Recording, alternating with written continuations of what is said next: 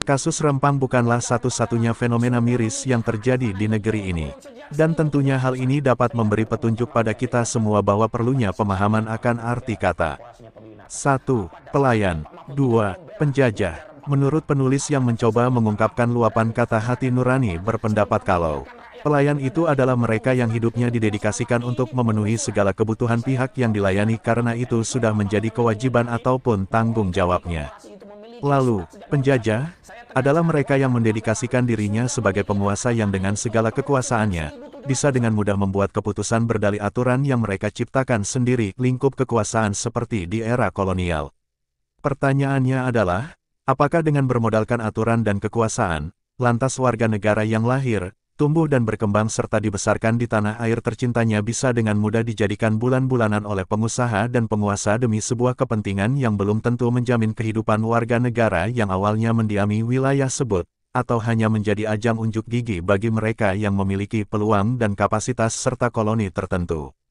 Seharusnya, sebagai rakyat yang wajib dilayani sesuai status yang melekat di pundak pihak otoritas suatu wilayah atau negara, sudah menjadi keharusan untuk mencukupi segala bentuk kebutuhan yang diperlukan pihak rakyat, bukan menjadikan aturan yang notabene tidak dijalankan sebagaimana kewajibannya sebagai pelayan lantas rakyat seakan dianggap budak dan hamba sahaya yang dengan mudah dipersekusi dengan berbagai dalil.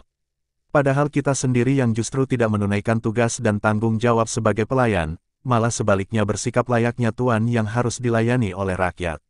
Pertanyaan selanjutnya adalah, apakah pengembangan usaha di wilayah Rempang itu semata-mata diperuntukkan untuk warga masyarakat setempat atau hanya atas usulan dan kepentingan pihak oligarki dan koloninya?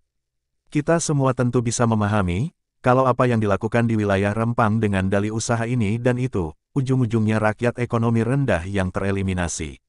Yang menikmati hanya kelompok tertentu dengan kemapanan ekonomi di atas rata-rata. Rakyat atau warga di sekitar malah menjadi penonton dan tereliminasi akibat kondisi ekonomi yang tidak mampu beradaptasi dengan ketentuan yang dibuat dan dimainkan para oligarki di wilayah tersebut. Sebaiknya, jangan korbankan rakyat kalau hanya modal memenuhi keinginan pihak tertentu dan kepentingan tertentu pula. Mengingat apabila negara ini darurat perang, maka yang terdepan menjadi palang pintu pertahanan negara adalah rakyat yang sering dimarginalkan. Sebaliknya, para oligarki dipastikan hanya sibuk mencari tempat aman untuk mengamankan aset usahanya. Nah, dari ulasan singkat di atas, masihkah kita memanjakan ego kita yang cenderung meremehkan rakyat kecil? Tidaklah kita dikatakan manusia berhati mulia, jika masih ada di antara kita, rakyat kecil yang direndahkan bahkan diremehkan ataupun dizalimi dengan berbagai modus operandinya. Maka, apa kabar akal sehat? Dari luapan kata, hati nurani, anak negeri.